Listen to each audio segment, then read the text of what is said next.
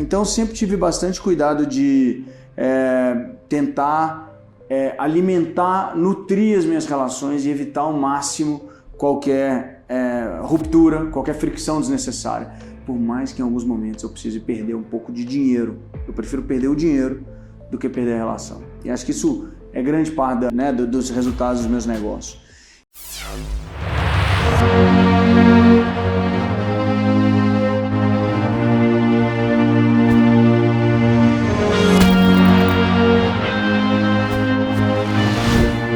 Fala comigo, super jovem! Hoje eu tô aqui com o Rafa Braz. Eu estou reencontrando ele depois de 10 anos, já empreendeu com várias atividades na vida.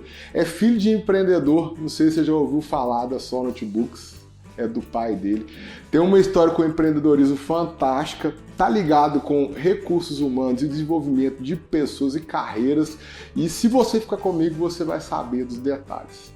Mas antes de você falar, cara, eu vou te dar 2 presentes hoje. Obrigado. Um é no início. A gente tem um patrocinador no canal Super Jovem, Consolatio. É uma marca de camisas tech. Uma camisa maravilhosa, ela tem uma textura diferenciada, ela é anti-odor. Veste bem pra caramba, dá pra você usar debaixo de terno, pra treinar, pra dar rolê, o que você quiser. Eu sou apaixonado. Essa camisa aqui é da Consolatio também. Consolatio. Muito bom, material maravilhoso. Parabéns e eu gosto bastante. Presente que a gente usa, de verdade. Eles têm, Consolatio tem essa camisa tech, tem essa polo que eu tô vestindo aqui, e tem umas camisas tech pra social. Você deve gostar legal, também. Legal. Super confortável, não precisa passar nem nada, é anti-odor, é maravilhosa a camisa, cara. Isso é muito bom, né? Prático, sim, como tem que ser a vida, né? E para a audiência do Super Jovem tem 20% de desconto.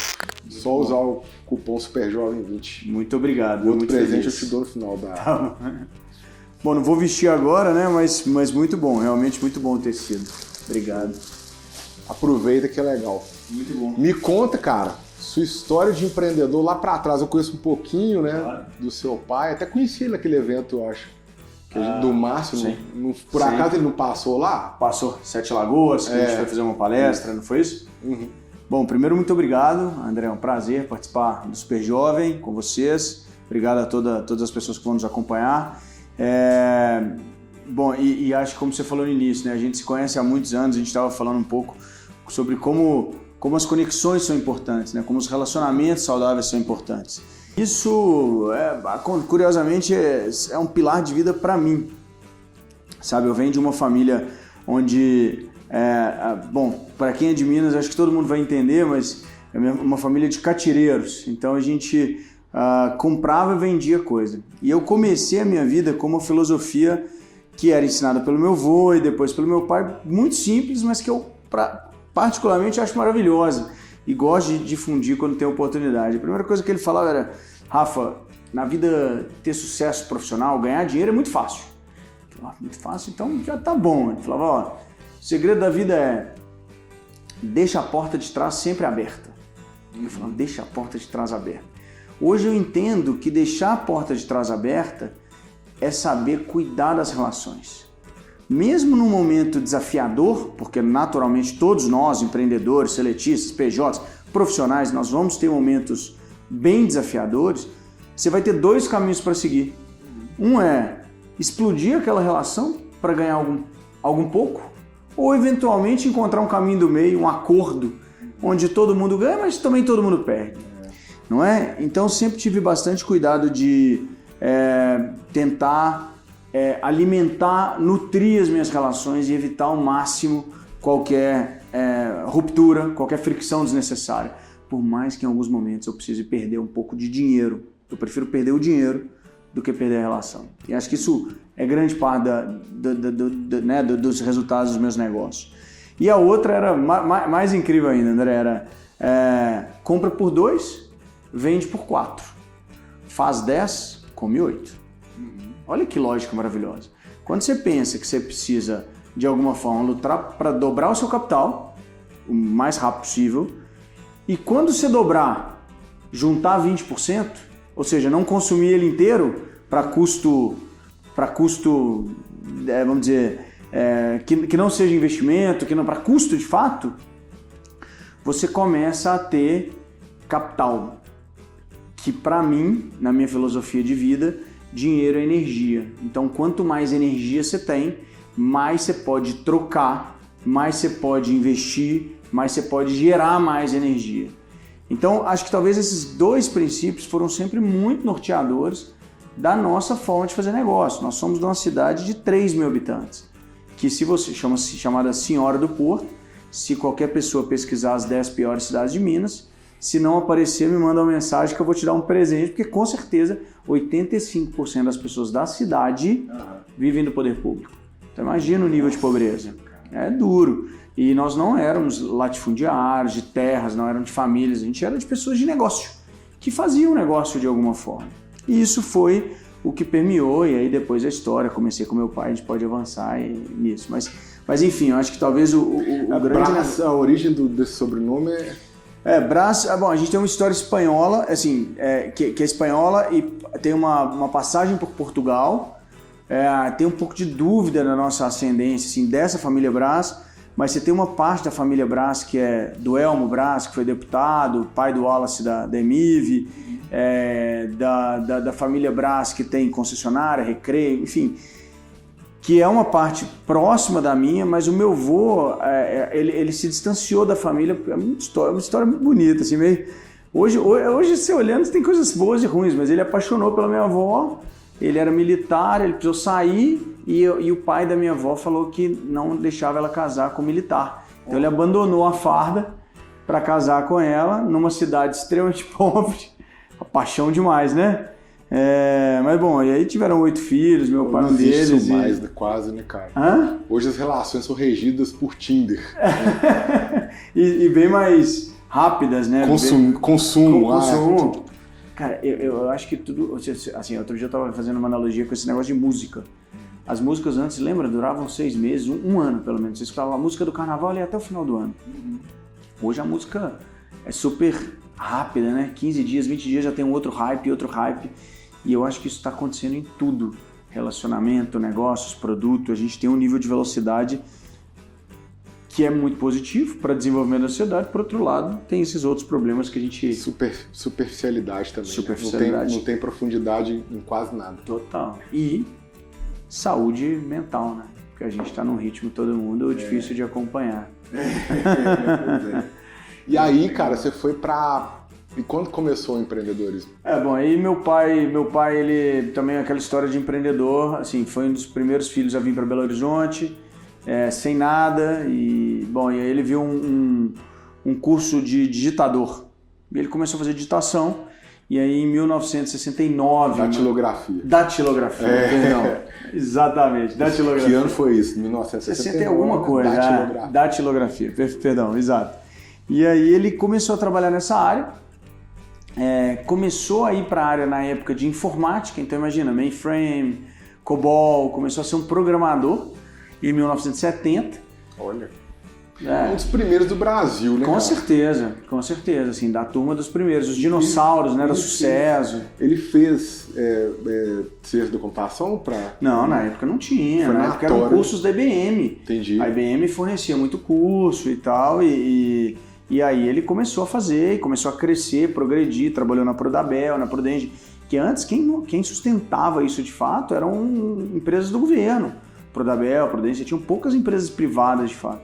Mas ele sempre teve o sonho de empreender, teve várias coisas, teve 4 empresas que não deram certo, e aí, mas sempre também relacionando com as pessoas, enfim, participava da Sucesso, que era uma grande... É uma associação muito forte ainda na área de tecnologia, enfim. E aí ele, uma vez, foi participar de uma feira e escutou era fora do Brasil, ele escutou sobre o notebook. E aí a pessoa falou assim, olha, esse é um notebook, diferente do desktop, ele não tem peça de reposição. Então, quando estragar, vai precisar jogar fora. Meu pai falou, olha, eu acho que isso pode funcionar no mercado como americano, com crédito, mas no brasileiro a turma com poder de compra absurdo. Então ele voltou e aí criou a Só Notebook. Eu lembro da primeira lâmpada que ele instalou. A gente chegou a ter companhia em 6 estados. Foi super relevante, com certeza era uma das principais do país. A gente atendia B2B, B2C, Gov, enfim. Eu comecei a trabalhar lá com 16 anos, à tarde, mas aquele trabalho meio sem compromisso, né? Mas assim, já aprendendo bastante, fazendo... Eu comecei muito curioso, assim, acho legal falar isso. Eu era assistente do estagiário. Então, o que o estagiário não quisesse fazer... Era o que você tinha que fazer. Era o que eu fazia.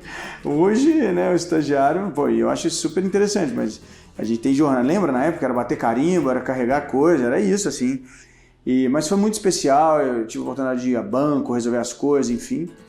Eu lembro, os meus professores no Cotemig, eles falavam assim, gente, pega um estágio que no mínimo você vai formatar computador, né? Mínimo, mas o ideal é você grimpar cabo de rede, é você programar, né? Quanto mais tecnologia for. Agora, se você pegar o estágio que você vai destacar, papel de impressora matricial, tu lembra disso? Isso, eu lembro. Você destacar, tinha que tirar aquela fitinha lá e bater carimbo, cara, tu não vai aprender nada. Nada.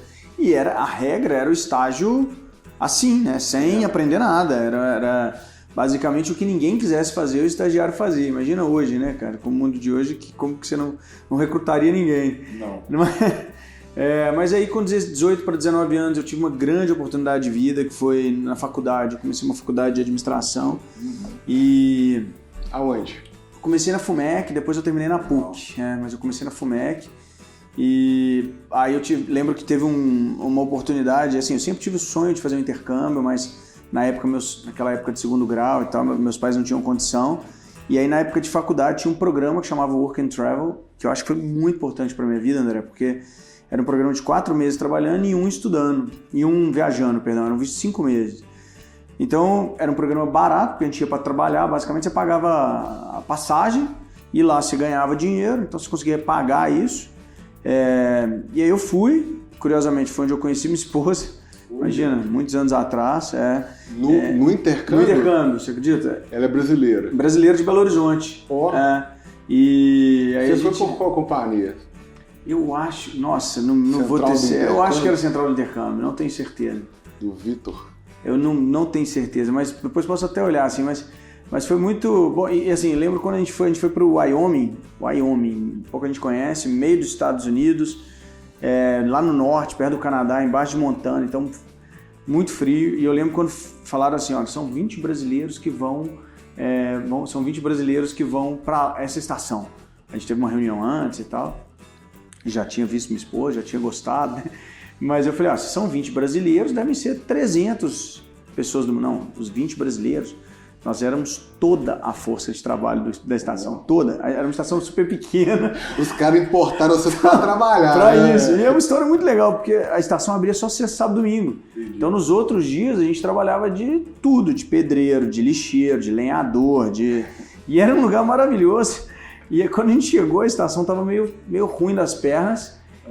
Só que como os brasileiros a gente era muito animado, então atendia bem, conversava, enfim, ela começou a melhorar. Olha. E aí a gente teve uma experiência assim, talvez a gente brincava na época como um Big Brother, porque imagina, eram 20 pessoas do Brasil, de várias partes do Brasil, sem celular, imersos numa cultura diferente,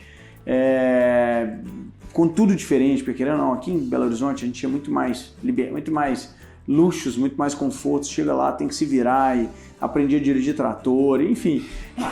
E eles achavam que a gente sabia tudo. Um dia eu lembro do chefe lá, o Tidals, ele falou, nós vamos derrubar esse pinheiro assim, gigante, André. Aí eu falei, mas como? Ele, não, você liga a motosserra aqui, e tal, ligou, acelera, derruba, log, corta e a gente tira. Peguei a motosserra e falei, cara, nunca peguei uma motosserra, mas vamos pra cima. Eles achavam que a gente era muito operacional, né? Era a visão que eles tinham. Mas bom, aí foi especial, voltei. Na verdade, quando eu tava pra voltar, meu pai me ligou e falou, preciso que você volte o mais rápido. A empresa tá muito ruim das pernas. A gente devia 2 meses de faturamento. Então imagina, 2 meses de faturamento para uma empresa pequena. Era um negócio duro. Voltei. Com um mês que eu tinha voltado, o gerente financeiro administrativo pediu demissão, eu tinha 19 anos, eu assumi a gerência administrativa financeira. Que ano? 2000, provavelmente 2006, mais ou menos, 2005, 2006, eu acho. Né? E aí ele assumia essa parte, Aí, bom, a gente descobriu que estava tendo uma fraude enorme interna, era uma empresa de serviço, enfim, então, bom, a gente conseguiu detectar as pessoas que estavam tendo essa fraude, a gente conseguiu, e eu, né, como eu assumi a parte administrativa e financeira, que é uma coisa que eu faço até hoje, né, eu tenho um time maravilhoso, mas quem paga as contas no final do dia, quem aprova no banco sou eu.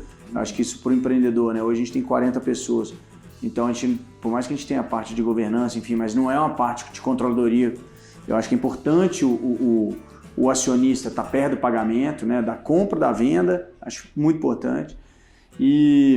Mas aí o negócio começou a dar dinheiro, começou a sobrar. Você tira a torneira que está vazando, começa a sobrar. Com 21 eu assumi a gerência geral, então eu assumi toda a operação também, que antes não era minha. E eu não sabia nada de notebook. Quando eu assumi a operação, eu sabia mais ou menos, mas tive que aprender como é que eram as memórias, como que eram os HD SATA, não sei o que. E aí trabalhei lá até os 25, foi um momento maravilhoso para a companhia, dobrou faturamento, sempre na ideia de mérito, assim, eu sempre acreditei em estímulo de resultado, de estimular as boas pessoas. Então foi um momento muito especial. Acho que eu aprendi tudo, aprendi muito. Com 25 eu acho que eu já tinha um nível de maturidade profissional que dificilmente eu teria tido se não tivesse tido essa experiência numa empresa onde por mais que, quando eu assumi a gerência geral, meu pai se afastou, então dos 21 aos 24, meu pai era um conselheiro, mas eu executava muito mais, por mais que eu tenha sido duro, mas eu tive a oportunidade de errar, de experimentar, de acertar, em um negócio que era high ticket, que era super legal. Então acho que foi uma bagagem muito importante para nessa época a gente era concorrente, né? Porque a IN8, ela antes de ser IN8, ela era Blue Box. E a Blue Box era um birô de coisa de informática, né? Então a gente dava uma atenção em notebook. Que legal. E aí a gente era mais barato. Eu lembro que quando o cliente não conseguia com a gente, ele ia lá na Só Notebooks, né? Que tá confirmando o que você tá falando, entendeu? Essa era a ideia sempre foi o propósito da companhia. A nossa ideia era, isso é um ensinamento do meu pai, ele falou, Rafa, faz o melhor que você puder, mas cobra por isso. Então sempre foi. Então a gente era a empresa mais cara do mercado, provavelmente, e na maioria dos serviços. Era uma estratégia de negócio, a gente realmente queria posicionar como a mais cara. Mas aqui o cliente ia lá, muito além da manutenção, ele estava no Lourdes, ele tinha um café, ele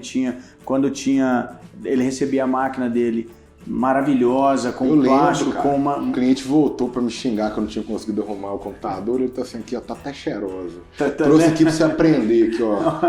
Um tapetinho, né, no meio, com a propaganda da companhia. Isso aqui, tá até cheiroso, vem cá, deixa eu...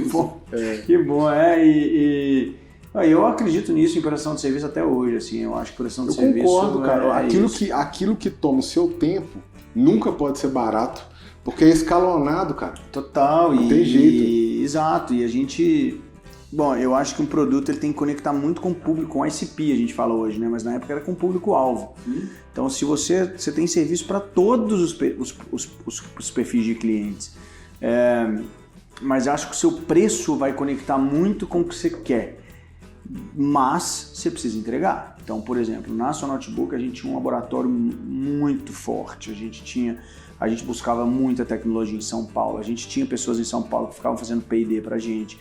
Então, assim, a gente pagava o preço como, assim, com todo respeito à comparação, mas como eu acho que são essas empresas, eu ia comparar com a Apple, assim, mas como essas são essas empresas inovadoras. De fato, você tem um custo de P&D, de desenvolvimento, de inovação, que te permite repassar isso para o cliente como um produto premium, dependendo do posicionamento que você quiser ter. Claro. Então, assim, com guardadas todas as proporções, mas era essa a nossa intenção. Assim, com 24 para 25, eu continuei querendo crescer, e aí eu comecei a ter fricção com meu pai, porque meu pai não queria crescer, para ele estava bom, e a gente teve alguns desalinhamentos de planejamento. E essa época foi que eu falei, não, então eu vou sair, vou empreender. Baby boomer.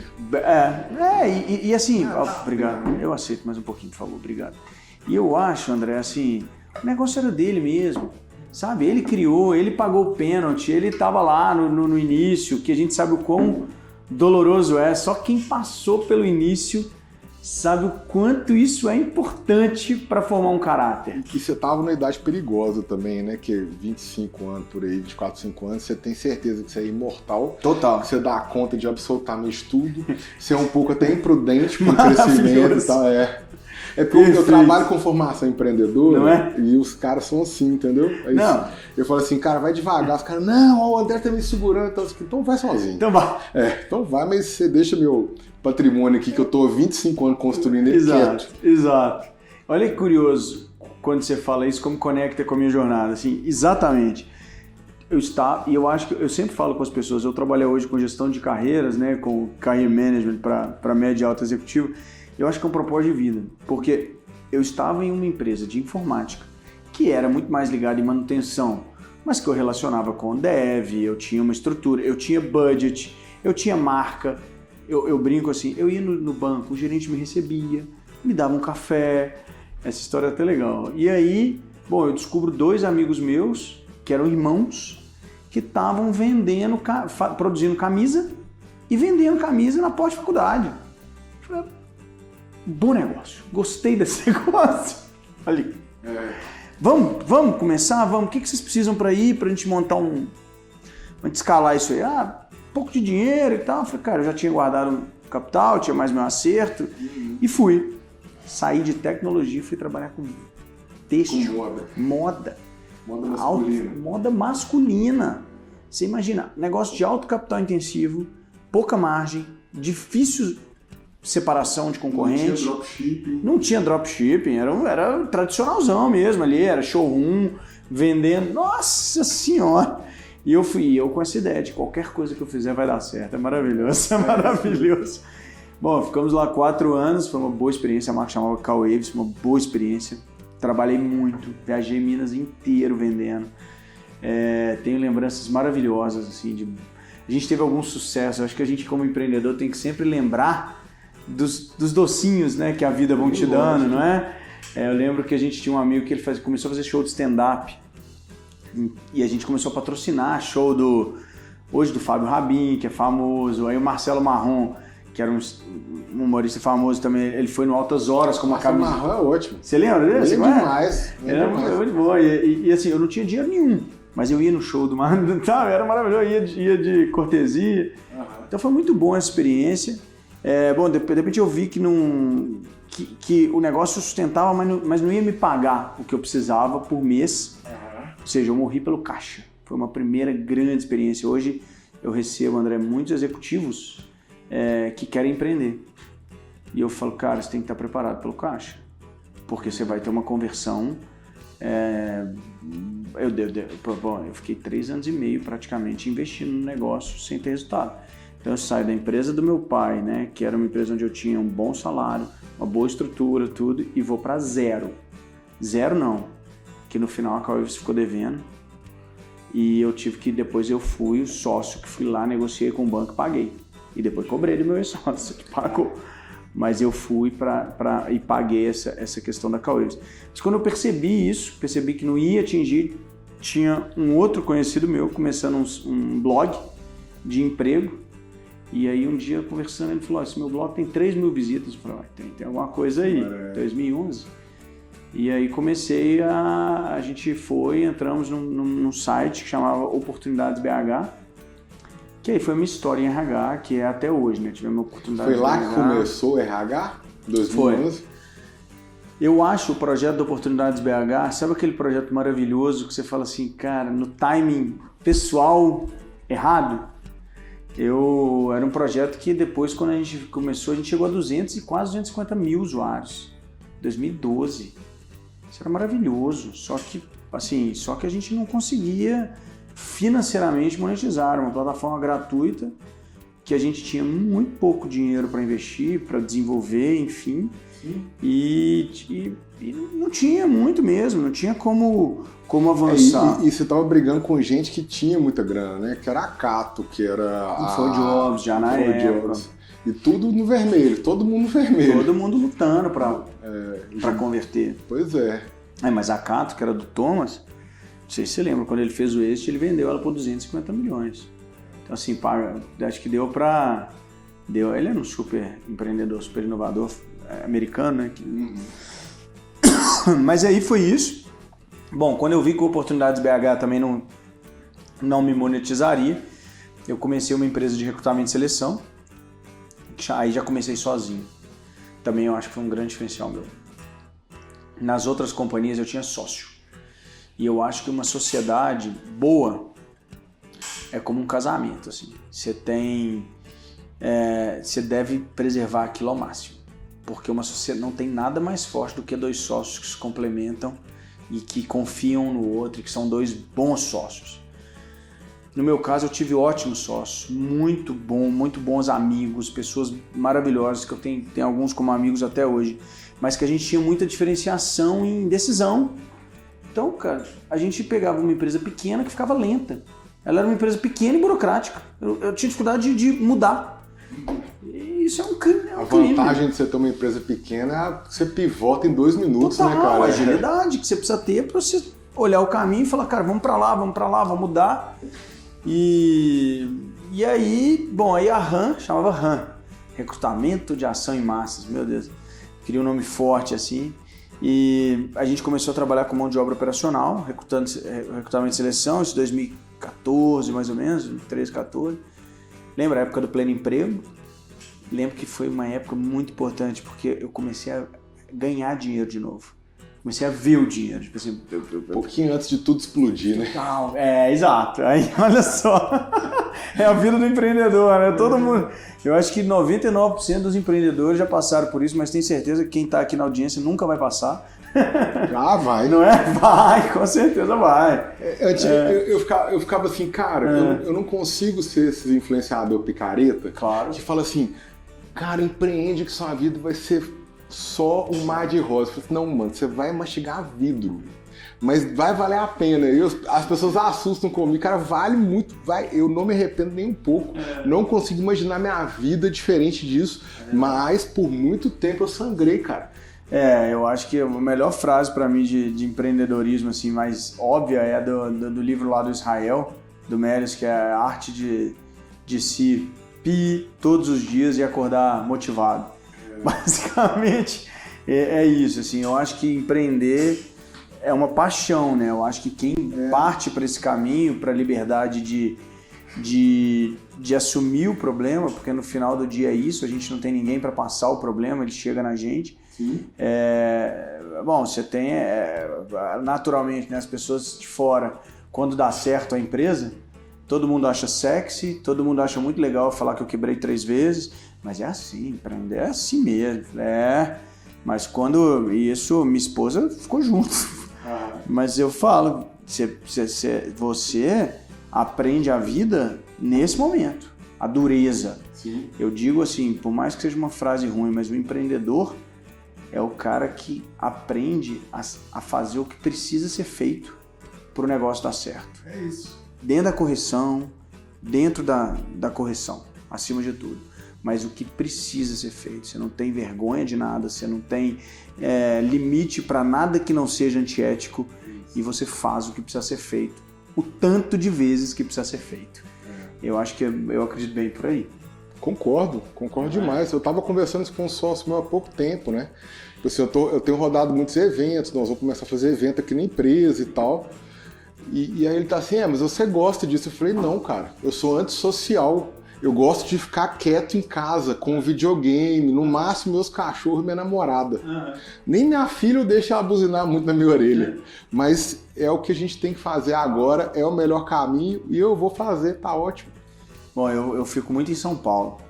Nossa, e muito. São Paulo, eu piso em São Paulo e fico tenso. E muita gente acha que São Paulo é mar de rosas, assim. São Paulo, a minha rotina em São Paulo eu vou sair no avião daqui de segunda às 8h, e aí eu tenho um almoço, eu tenho um evento à tarde, um encontro à tarde, e normalmente eu tenho algum evento à noite. No dia seguinte eu tenho, e aí repete até sexta-feira, um café da manhã, que já é de negócio, geralmente uma reunião no meio do dia, um almoço, eventualmente uma tarde, ou eu volto pro nosso espaço e vou resolver algumas coisas da companhia aqui, e à noite normalmente eu tenho alguma coisa, algum jantar, enfim.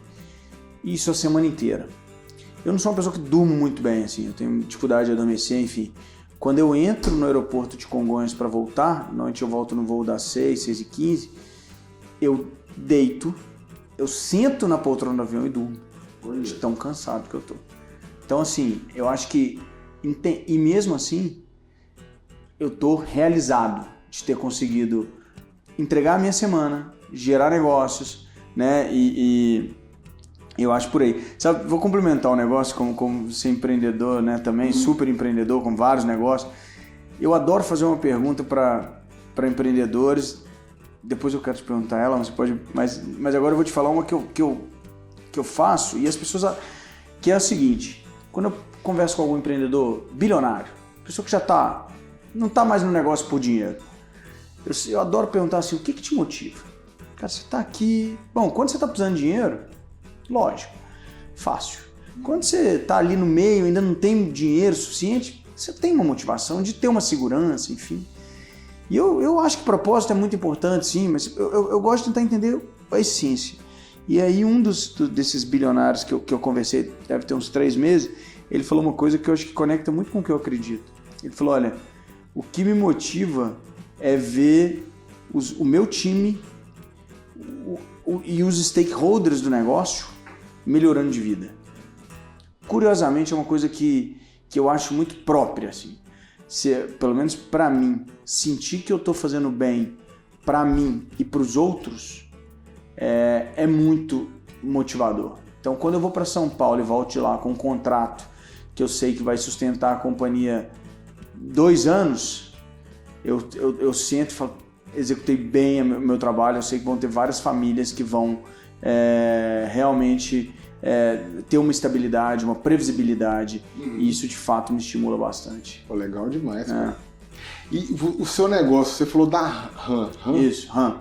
Ainda é o mesmo? Não. E aí como é que foi essa? Que a gente tava lá em 2014 ali, tava tudo bem, aí bum, 2015. E aí a RAM começando, eu muito feliz, já começando a sobrar algum capital. Nessa assim, você tava sozinho já? Sozinho e pivotando pra cá, pra lá, mudava proposta técnica, trocava a cadeira, trocava o braço da cadeira para escrever mais rápido, pensando no tempos e movimentos, assim, no detalhe, mas apaixonado, porque eu acho que talvez é isso que a gente goste, né? A liberdade de tentar, André. Mas bom, aí eu comecei a perceber, como era época de pleno emprego, o meu trabalho basicamente era, como está acontecendo hoje, era convencer o candidato a ir na empresa e ser contratado. Porque faltava mão de obra. Então as pessoas não selecionavam muito, não. Né? Eu atendi varejistas, enfim. Então basicamente eu tinha que convencer. E eu comecei a ver que o meu trabalho estava sendo muito mais preparar a pessoa para a empresa do que, de fato, fazer uma seleção criteriosa. Fazia a seleção, naturalmente, tinha alguns pré-requisitos, era um negócio bem feito, mas como era uma época de muita demanda de pessoas, naturalmente a exigência diminui. Só que aí, 2014, talvez você vai lembrar bem, mas eu lembro, a gente teve uma disputa política muito forte entre Aécio e Dilma. Sim. E a gente já escutava falar na época das pedaladas fiscais da Dilma, do governo Dilma, falando que já existia um cenário macroeconômico que estava sendo ocultado, mas que era uma bomba relógio. Então, assim, longe de mim querer opinar politicamente, mas acho que como empreendedor a gente tem que olhar para frente. E eu achei que se a Dilma ganhasse, poderia ter uma crise. E aí as contratações, que era o que eu estava fazendo, iam diminuir. Ia cair. O que ia aumentar? Demissões. Demissão e procura por eficiência. Total interna. Seleção maior. Total. E aí o que eu fiz então? E aí teve uma outra coisa curiosa, eu lembro que eu vi uma matéria, André, falando que o tempo de trabalho das pessoas na mesma empresa estavam diminuindo cada vez mais. Sim, 2, 3 anos no máximo. Causa e consequência, se está diminuindo, o que vai aumentar? Transições. Ou seja, a pessoa vai precisar cuidar mais da carreira dela, a empresa vai cuidar menos. E aí, somado essas duas coisas, eu fiz um benchmark no mercado das empresas que faziam o que hoje o Ibra faz. Particularmente, com toda a honestidade do mundo, eu achei um serviço bem ruim, com muita oportunidade de entregar mais experiência. E aí comecei, pequeno, bem pequenininho, tive coisas maravilhosas, como eu estava com muito pouco recurso, era uma sala de 15 metros quadrados, eu tinha um tablet que eu tinha ganhado de presente há muito tempo, então a gente vendia o programa no tablet. Eu tinha um aplicativo da Cielo, lembro disso até hoje. Cara, assim, a Cielo, como eu precisava antecipar o caixa, que eu tinha R$0, ela, do parcelamento, do valor do programa, ela no dia seguinte depositava o valor menos 25%. Imagina! Mas pior que o governo, isso aí. Mas aí comecei a ir. Bom, eu tenho uma história, eu tenho uma profissional que está comigo há 10 anos lá, a Andréa, e ela lembra dessa história. Um dia a gente vendeu um programa, cheguei para procurar o tablet, isso na luta, André, imagina, não é que eu estava na luta, eu estava na luta há anos, desde quando eu saí do negócio lá da empresa da minha família. E aí eu fui procurar o tablet para faturar no cartão, o tablet tinha sumido. Um vendedor que eu tinha contratado... Passou a mão? Roubou o tablet. Caramba! O tablet que eu usava para faturar, eu não tinha nem como faturar mais. Imagina a situação. Eu lembro que esse dia eu olhei e falei, meu senhor, sabe que eu tenho bastante fé, 2015? 2015, 16 no máximo. Nossa, não tinha oferta de maquininha, não tinha nada, cara. Era tudo duro e tudo qualquer... E o tablet tinha um olho, um rim, né? Assinar, e aí a maquininha era cara, enfim. Aí eu peguei um celular Samsung Y, até hoje aquele da Samsung, botei o aplicativo lá do Cielo, ele travava e tal, mas ia vendendo, e aí foi. Muito legal.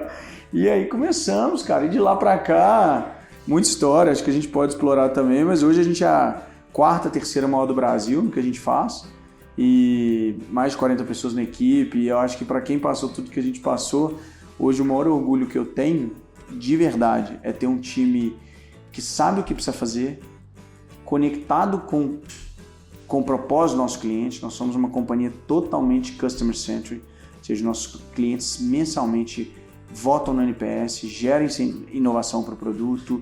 Então, uma companhia intencional, com bastante tecnologia, com margem, a gente atingiu o nosso ICP-alvo, com boas lideranças que me dão a possibilidade de poder pensar na companhia, poder pensar nos novos negócios. A gente lançou um novo negócio agora, depois posso comentar também. Pode falar de tudo que você quiser. Né, o seu negócio, você pivotou ele para a gestão de carreira. Isso em 2015, 2016. Então tem quase 10 anos já que você já está desenvolvendo e aprimorando a técnica de assessorar pessoas na gestão de carreira delas. Você tem você mentora, você tem uma metodologia Legal. De acompanhamento, como que é? Legal. Bom, nós não somos uma mentoria de carreira, nós somos uma empresa... Bom, em linhas gerais, para todo mundo que é empreendedor e naturalmente precisa saber de venda para ter sucesso, nós somos um funil de venda de executivo. Então não é uma mentoria de carreira. O que eu aprendi a partir do track record do executivo, a partir da história dele, quais são os contatos que ele precisa fazer para gerar conversa, quais são as empresas, quais são os textos que ele deve usar, e aí eu cubro todos os canais de aquisição, de estratégia, networking, headhunting, empresas, vagas abertas. Então eu crio estratégia para cada canal, gero intensidade para esses canais, a partir disso eu gero conversas e placements. Então é basicamente como se eu pegasse o executivo e a executiva, entendesse a partir da história quem são os possíveis compradores, pensando numa relação profissional, seletista, PJ, portfólio, etc., enfim, não importa, mas quem são os possíveis compradores daquele perfil, e aí eu gero modelo de intencionalidade para gerar conversa e, consequentemente, placement. Basicamente é isso o nosso negócio. Você põe o cara na vitrine. Perfeito, maravilhoso. Mas na vitrine para o público certo. Para quem o seu cliente quer, né? Total, assim, é isso. Então, eu quero ocupar cara, minha intenção é uma vaga de executivo em uma grande empresa. Beleza, exato, mas primeira coisa, faz sentido? A gente já fala na venda se faz ou não. Porque a pessoa tem vezes que ela tem expectativa possível de atender, não impossíveis, mas Pareto. Você tem 5% de chance, tem 2% de chance. Então você tem que ser transparente, né? E aí, assim, bom, então a gente começou o produto, a gente tem hoje 2 produtos, o Ibra Exec Premium 360 e o Ibra Brand Scale Up CSU. Eu vou te explicar os dois, mas... Então o que a gente faz? O nosso core é o Ibra Exec Premium, a gente atende empresas, grandes empresas. Assim, provavelmente metade das empresas hoje que estão na GPTW a gente atende e provavelmente quase uns 20% das empresas que estão na Exame 500 a gente atende, de enterprise, em large enterprise. Bom, poderia citar vários nomes aqui, mas não vou citar até para não deixar escapar alguma, mas quando elas desligam executivos e executivas. Então, o programa de offboarding, o programa de outplacement, de offboarding, né, que o profissional dentro da empresa ele tem 3 fases, basicamente. Ele tem o onboarding, que é a entrada, ele tem o development, que é o desenvolvimento dentro da companhia para os cargos-alvo, e quando não dá certo, ele tem o offboarding, ou desligamento, que é sair. O Ibra cuida dessa parte. Então, a gente recebe o profissional que foi desligado pela empresa e a gente apoia ele para se recolocar em uma nova companhia mais rápido, uma companhia que tenha aderência, fit com a história dele, para que seja um processo de carreira interessante. E o seu cliente é a empresa que demitiu ele? A empresa que demitiu. Nesse caso, sim. Cara, faz sentido pra caramba. Total. Você pode explicar o sentido? Claro. Isso tem sido... É um produto que nasceu mais ou menos em 1990. No Brasil, ele vem avançando, ele é muito ligado em mercados maduros. Por quê? As empresas, para atraírem os melhores talentos, elas têm que ter um employee branding muito forte. Então você tem que ser uma empresa ligada no ESG, você tem que ser uma empresa que cuida da comunidade. Então, cuidar do seu desligamento é uma forma de mostrar a sua intencionalidade com o ecossistema. Então essas empresas, elas fazem todo esse movimento para serem empresas mais que tenham, claro, tem todo um mindset social, do S, de ESG, mas o grande interesse dessas companhias é aumentar o poder delas de atrair as melhores pessoas. Então, além, naturalmente, de melhorarem a relação com o executivo que foi desligado, você tem menos riscos de fricção, de ruptura. Então, bom, você tem uma série de melhorias nessa relação quando desligado, porque a gente sabe, muitas vezes a empresa muda, o profissional é um baita profissional, mas nem ele quer mudar para onde a empresa está indo. Isso acontece. Eu gosto de fazer assim, eu não quero aprender. Eu quero ficar aqui, eu quero fazer isso. Então, o profissional trabalhou lá há alguns anos, é uma pessoa de confiança, um bom profissional. A melhor forma de desligar o profissional é por meio de um programa de desligamento. A gente chama de desligamento humanizado, mas eu acho mais um desligamento estratégico. Porque quando eu converso com muitos CHROs... Pra não fechar a porta, né? Total, para manter a porta de trás aberta dar as portas de trás em todos abertas. os relacionamentos, perfeito. Então, hoje, um percentual muito relevante do nosso budget vem disso, dessas companhias. Um outro percentual vem de pessoas que nos contratam. E aí o Ibra hoje é especialista em profissionais que tenham um total cash, um salário anual de pelo menos 300k. E aí o nosso range, né, ele vai de 300k a 5 milhões. De salário? Salário ano. E aí a gente fala de gerente sênior até VP, CEO de empresa enterprise, medium enterprise. E aí, bom, olha que curioso, como negócio é um negócio que a gente aprende diariamente. Quando eu comecei o Ibra, a gente começou pensando em trabalhar com a pessoa que tinha sido demitida, né? As pessoas que nos contratam hoje, 90% delas estão trabalhando, mas querem mudar para outra companhia. Sim. Por vários motivos, cultura, total comp, proximidade, eu quero trabalhar mais perto de casa. Então essas pessoas contratam um produto completo, hands-on essencialmente, vou te explicar por quê, que vai cuidar da jornada dele. Então a gente atende pessoas que estão trabalhando e querem movimentar. E aí o que a gente faz? Por que dá certo? Porque nós somos uma empresa muito inovadora. Em 2021, André, a gente começou a assumir o LinkedIn dos nossos executivos. Então hoje, de fato, nós somos disparados no Brasil a empresa com o maior know-how de LinkedIn Manager, mas não como uma parte somente de marketing, de postar artigo, não, isso não. Além da parte de marketing que a gente faz naturalmente, de branding social, enfim, nós temos a intencionalidade de cuidar dos canais de gestão do executivo. Então a gente cuida, claro, além de toda a parte de documentos, todos os documentos que a gente cria, todos os treinamentos que a gente faz para a pessoa, a gente faz o job hunting. Ou seja, a gente de fato relaciona a pessoa com o público-alvo dela para que ela tenha o máximo de resultado profissional. E aí os indicadores são maravilhosos. Assim, a gente é a única empresa do segmento entre as 5 maiores com 0 reclamações no Reclame Aqui do produto. Nós temos algumas centenas, hoje mais de 450 depoimentos positivos no Google por cliente. Isso, bom, os nossos concorrentes têm 30, 40, então é bem expressivo.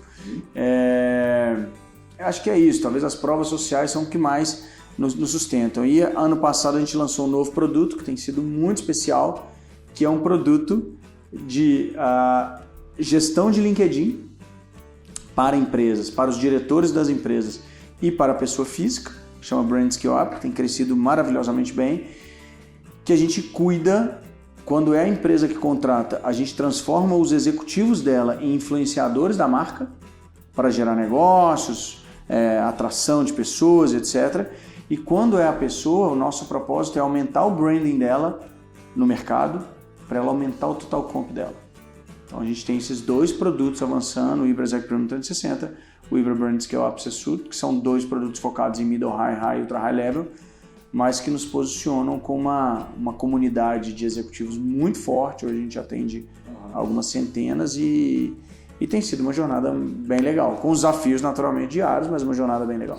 E tem 40 pessoas hoje trabalhando? A gente tem um pouco mais de 40. Hoje essas pessoas fazem o que lá? Bom, a gente tem um time, a gente é dividido entre o time comercial, que aí naturalmente atende B2B, B2C, enfim.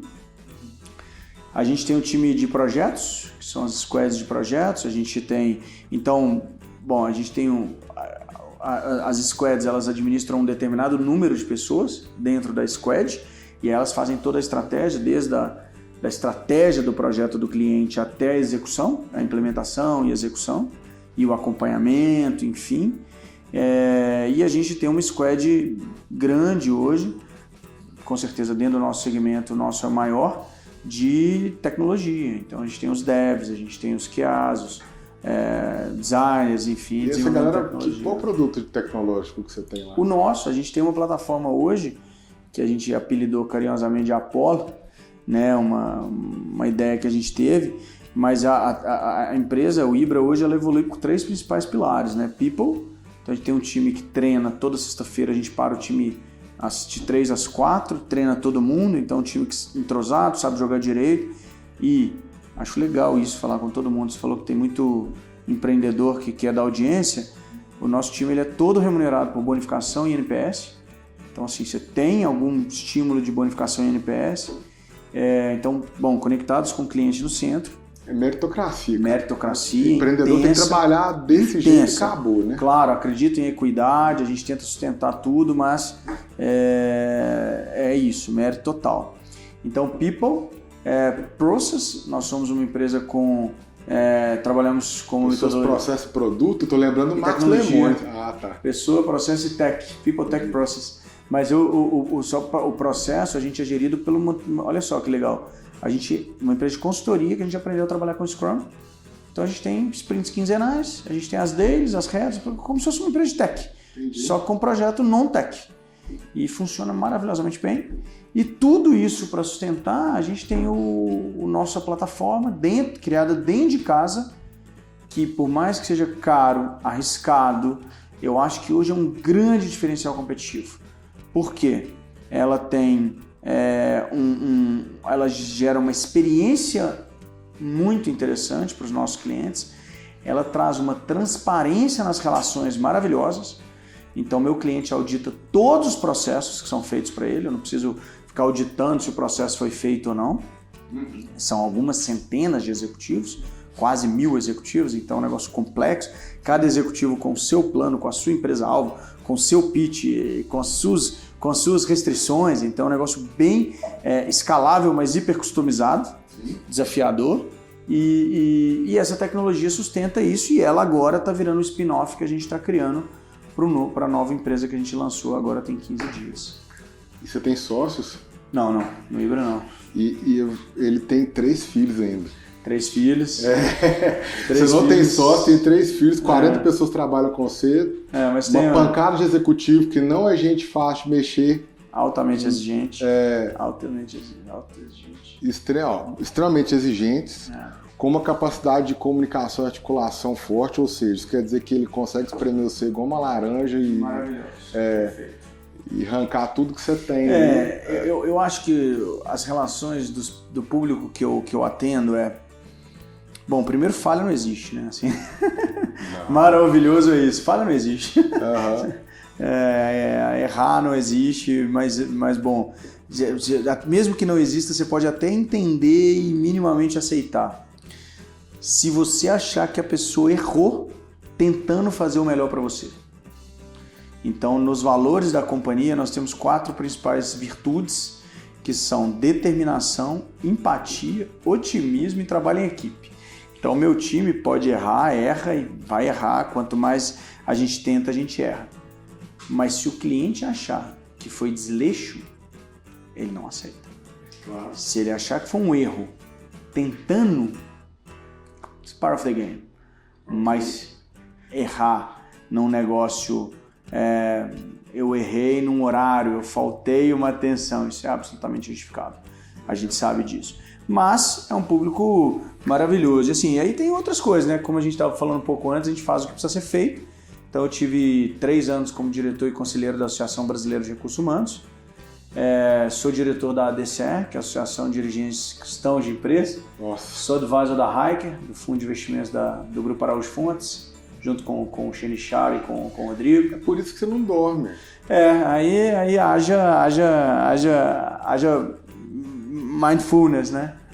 Mas é isso. Mas acho que é a nossa vida, né? Eu acho que todo mundo que decide empreender precisa ter a vontade e a coragem de fazer o que precisa ser feito.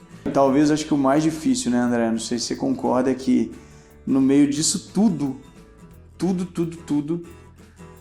com a visão de longo prazo que a gente precisa desenvolver, acho que talvez um dos principais talentos de empreendedor é olhar um pouco mais para frente.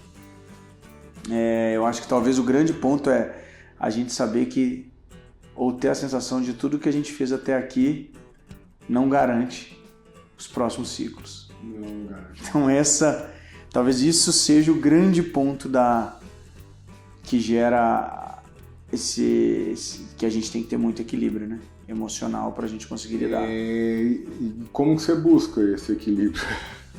Nossa, cara, isso é bem desafiador, né? Assim, eu adoro fazer esporte, assim, eu ainda faço um pouco de caminhar, jogo tênis e tal. Beach tênis, minha esposa joga. Você comprou um Renegade. Um copinho Stanley. O Stanley sim, o Renegade não, e o pendrive também não gosto. Não gosto muito de nada. Bom, eu controlo muito, bebo muito pouco. Eu acho que qualquer coisa que tira um pouco a capacidade cognitiva, eu acho que ela vai me trazer prejuízos grandes nos próximos dias, por mais que ela descanse uma noite, você tem 4 dias de custo. Sim. Para mim, balança no mínimo. No custo não vale muito bem. Eu já atendi executivo de uma grande cervejaria, uma das maiores do mundo, que ele falava que eles eram incentivados a não beber. Então, assim, você tem algum prejuízo nisso. Acho que isso, eu faço terapia, acho bom, acho que... Qual linha? Eu faço a cognitiva mesmo, comportamental cognitiva, comportamental, e às vezes mudo também, sabe? Eu já fiz muitos assessments, aprendi muito sobre quem eu sou, eu tento sempre levar a linha do raciocínio no que eu sei fazer bem feito, e também entender que eu não consigo controlar tudo. Tento por isso. E vou te dizer a verdade, aceito também que eu não consigo, que tem vários momentos que a gente tem o nosso desafio, a nossa fraqueza, né? Liderar uma solidão, não é? Liderar uma solidão diária. A gente tem pouca pessoa para celebrar, na verdade, e a gente não pode, muitas vezes, passar os problemas para os outros. Não tem ninguém para passar o problema. As pessoas não vão entender, ou elas vão transformar isso num apocalipse, Total. Alguma coisa assim. Total. Se você sai do eixo, todo mundo pira. Total. Complicado. Sentar, eu tenho coisa que eu adoro. Não sei se você já viu uma série que depois até nem foi muito bem falada pela própria família, do Silvio Santos, mas era da Netflix.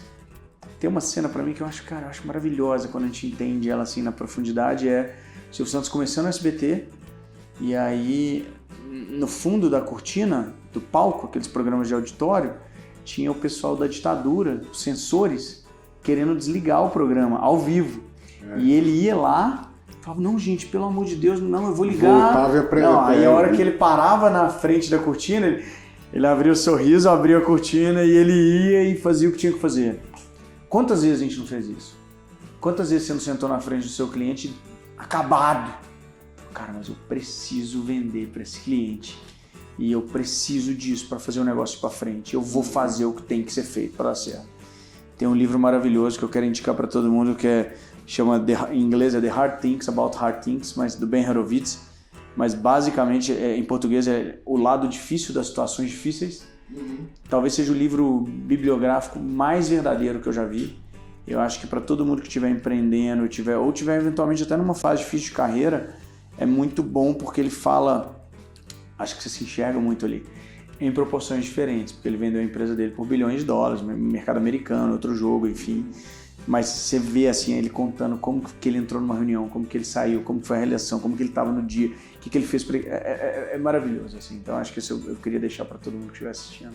As coisas difíceis. O lado difícil das situações difíceis. Duro, né? Eu nunca li ele, não. É maravilhoso. Vou botar na minha fila aqui, tô com 3 livros para ler. Inspirador de verdade.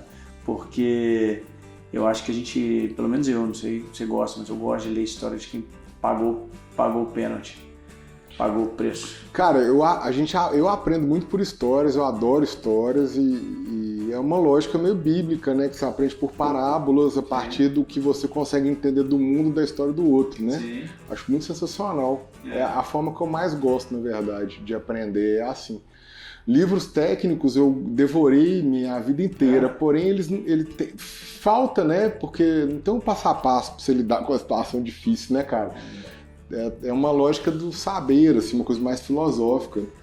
E a técnica hoje está cada vez mais acessível, né? Real time. Eu ia te perguntar, psicanálise não? Não, ainda não. Se eu faço alguma prática? Não, ainda não. Tem experiência? Não. Você gosta? Eu sou apaixonado, completamente apaixonado. Eu tenho uma pós-graduação em psicanálise em clínica contemporânea. Não sou psicanalista, mas como todo bom empreendedor, consegui brotar alguma coisa de lá, né, cara? Eu fiz um laço, né, uma amizade forte com um dos meus professores, que ele começou a me atender numa outra lógica, que a psicanálise ela tem dentro do padrão dela uma coisa chamada supervisão psicanalítica que um outro psicanalista faz. Se você é psicanalista, você tem que fazer com outro psicanalista. A gente bebeu dessa fonte e criou uma forma de funcionar que é uma consultoria psicanalítica para desenvolvimento de pessoas-chave em empresas, chama efeitos.net. E a gente está desenvolvendo a técnica e evoluindo ela aqui desde 2019. A gente tem várias pessoas fazendo supervisão psicanalítica e ela serve para a gente desenvolver soft skills que a gente não tem, principalmente para lidar com a gente mesmo. Entende? Então, assim, tem sido uma experiência fantástica. Que legal. Eu não conheço ainda, mas quero conhecer. Eu acho, conectando com o que você falou, André, outro dia eu escutei isso de um super profissional. Ele falou, olha, eu acho que autoconhecimento é como a gente falava do inglês em 1990. Aprende inglês, que vai ser muito bom. Sim. Eu acho que agora o que as pessoas precisam aprender é autoconhecimento. Claro. Acho que todas as decisões da vida, certas e erradas... Tem coisas, cara, que acontecem com a gente, que causam mal pra gente por questões que estão só dentro da gente. Total.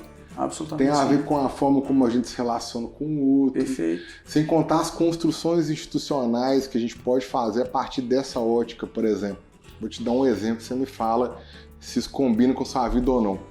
Quando você escuta funcionários de qualquer empresa, da sua ou de terceiros, quando vem uma demanda, você nota, por exemplo, que ele transfere o que ele sente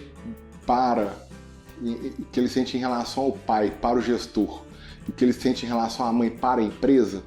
Exemplo, quando você escuta assim, isso seria no não dito, nas entrelinhas, né? O meu gestor não me deixa fazer tal coisa. Ou eu só não consigo por causa dele. Ou se ele estivesse aqui me ajudando, talvez eu conseguisse. Aí você vira para a empresa e fala assim, eu acho que a empresa tinha que dar um vinho no Natal. Eu acho que a empresa tinha que dar um plano de saúde melhor.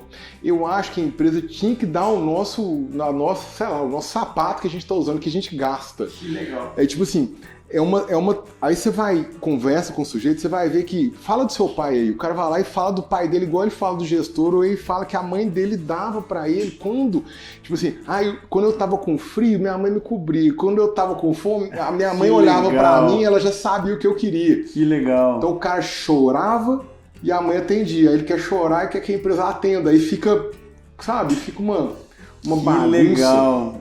Que legal. Isso volta na sua... Te remete a algumas histórias que já viveu, não sei? Bom, assim, achei incrível. Acho que sim. Confesso que eu nunca tinha pensado por esse lado. E especialmente conectando, né, com a figura do líder ou da líder ali, da líder direta. Muito legal. Muito legal. legal. Uma frase que você falou hoje. Muito legal. Cara, quando eu volto de São Paulo, eu tenho uma satisfação enorme, porque eu sustento a empresa por 2 anos e as 40 pessoas que estão lá vão ter segurança. Isso é o quê falando? Entendeu? O pai, né? Claro. Entendeu? Tipo assim, você tá lá na frente, sacou? Você tá lá sustentando. Você sustenta a mãe. Olha que legal, cara. Isso é muito doideira. E a gente começou a pegar isso e falou assim, cara, bicho, isso faz sentido pra caramba, mano. E vocês conseguiram validar isso, assim? Validar, eu digo, mesmo que com algum... Tecnicamente... mas assim, tem alguma pesquisa? Porque os psicanalistas odeiam validação científica. Tá. Então, uma coisa, eu acho que dá pra fazer, mas ficam... Por que a gente escuta falar hoje, né? Bom, a gente sabe hoje que um dos maiores ativos de empresa é cultura. Sim. Então, a gente... 11 entre 10 vezes que eu estou escutando alguns CHRO, que são os diretores de RH, falando sobre turnover ou cultura, eles falam, vocês sabem bem, né? A pessoa não se demite da empresa, ela se demite do gestor direto. Então, olha que louco isso.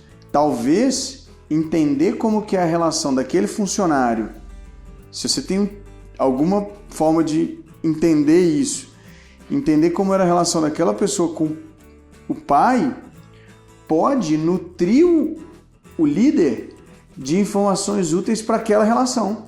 Uhum. Isso é legal, mas pelo nosso produto isso não é possível, porque a psicanálise ela tem um setting privado e a gente precisa que o sujeito apareça, ele não pode ser exposto. Então o psicólogo ali ele vai proteger aquilo ali. Só que isso pode acontecer de outra ótica, que eu vou te explicar agora. Pode, por favor? Isso acontece aqui dentro da empresa no momento que eu me trato, me entendo, Claro. no momento que quem trabalha comigo se trata, se entende. Aí a gente consegue apagar esses fantasmas e conversar nós dois. Por exemplo, a Aline é uma sócia fantástica. A Aline é uma sócia fantástica. De 3 anos de estagiária CEO de um produto. E é uma CEO que tem mostrado bastante resultado. Está sendo muito querida onde ela vai. Sim. Os funcionários respeitam ela. Perfeito. Ela aprendeu a falar e se comunicar na velocidade da luz. Ela era travada. Mas quando ela chegou aqui, ela não conseguia conversar comigo. E não adianta o que eu fizesse. Não conversava comigo. E aí eu percebendo essa desconexão, eu falei, cara, a gente tem efeitos aqui, né? Você tem que entregar o seu tempo, você não pode estar trabalhando enquanto você estiver na efeito, você não pode estar com o ponto batido, ou se você for PJ, você não pode me cobrar essa hora. E não é pelo dinheiro, é porque você tem que se entregar ali. Claro. Né?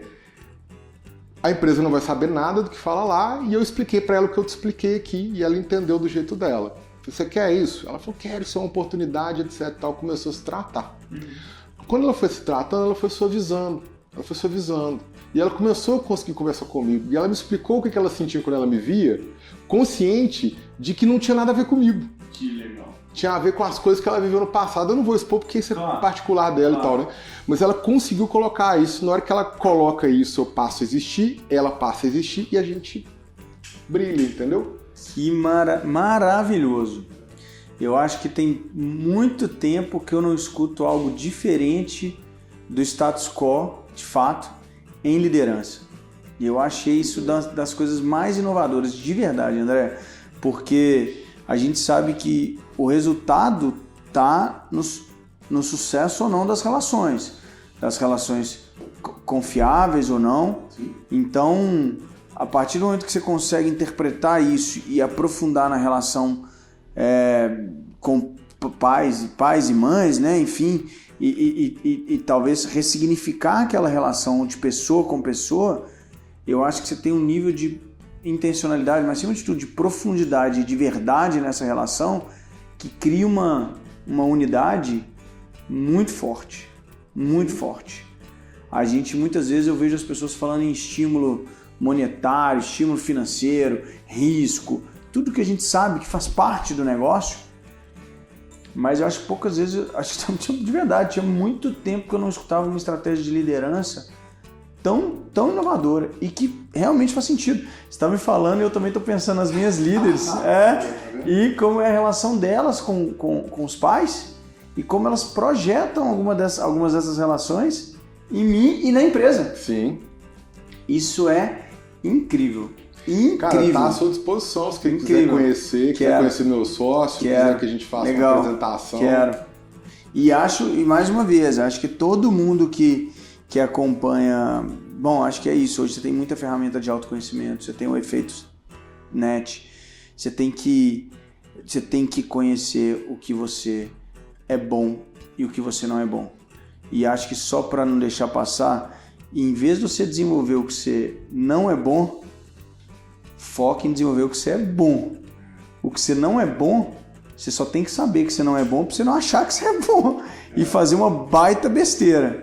Mas foque em desenvolver o que você é bom para você conseguir, de fato, avançar e ser uma pessoa especial em alguma área. Isso aí é desenvolvimento de habilidade, são 10 mil horas, né? Total. Se você escolher uma coisa que você é ruim, vai demorar 10 mil horas pra você ficar bom. Se você escolher algo que você é bom, aí vai demorar um pouquinho pra você ficar ótimo, mais um pouquinho pra você ficar, né? Perfeito. Cabuloso, perfeito, etc. E em um mundo de tantas possibilidades, porque hoje você tem trilhas infinitas, você tem carreira horizontal, você tem carreira em portfólio, você tem slash, você tem 1 milhão de possibilidades de viver a sua carreira. Eu acho que talvez a grande sabedoria vai estar no autoconhecimento para determinar qual trilha você quer fazer ou se adapta mais a você, vamos dizer assim, porque eu adoro falar isso, a vida não é só o que você quer, 50% do que você quer e 50% do que precisa ser feito, de forma bem pragmática. Assim, tá ótimo. Porque... Achei que era 80-20, 20% do que você quer e 80%. Eu achei que era isso, mas tudo 50 bem. 50 quando você tá com bastante sorte. Eu prefiro o seu. 50 é bastante sorte, mas a verdade é porque eu vejo muita gente falando de viver uma plenitude de carreira, sabe? E eu acho que se todo mundo, pensa bem, se todo mundo for fazer só o que te interessa, o que você gosta, acabou a empatia. Pronto, o mundo vai explodir. Porque eu só preocupo comigo, eu não faço nada pra você que eu não goste. Tem que ter um equilíbrio. Você tem que fazer... Eu espero que eu possa fazer um pouquinho do que eu goste, sim, mas naturalmente eu tenho que fazer um pouco do que você gosta também, que eu não goste. Isso faz parte das relações humanas. E acho que muita interpretação errada sobre propósito é o que gera um monte de dor ao longo da jornada. Boto fé. Cara, eu não vou nem te pedir uma mensagem final, porque isso foi perfeito, tá? Que bom, eu vou te dar o seu outro presente, patrocinado pelo DOT8, pelo canal Super Jovem. Muito bom. Abre aí, por favor. Cara, obrigado. Tem tudo a ver com a nossa conversa de bastidores, que não vai estar no podcast. Deixar aqui. Aí, que bom. Olha que bonito. Obrigado, cara. Obrigado. Não esqueça mesmo de curtir a jornada jamais. Cara, muito obrigado. Obrigado. Uma honra estar aqui com você. Bom demais. Rafa Abraço. Só convidar o pessoal, para quem tem LinkedIn, é a plataforma que eu mais utilizo. Rafa Braz. Quem quiser seguir a conversa, tiver alguma dúvida, Show. fique à vontade. Muito obrigado pelo convite e vai ficar guardado na minha estante lá dos amigos e, bom, muito sucesso para os seus negócios também. Parabéns pelo que você está construindo. Muito obrigado pela sua audiência. Se você gostou, lembra de curtir, deixe os seus comentários e juízo. Não faça nada que o Rafa Braz não faria. Valeu!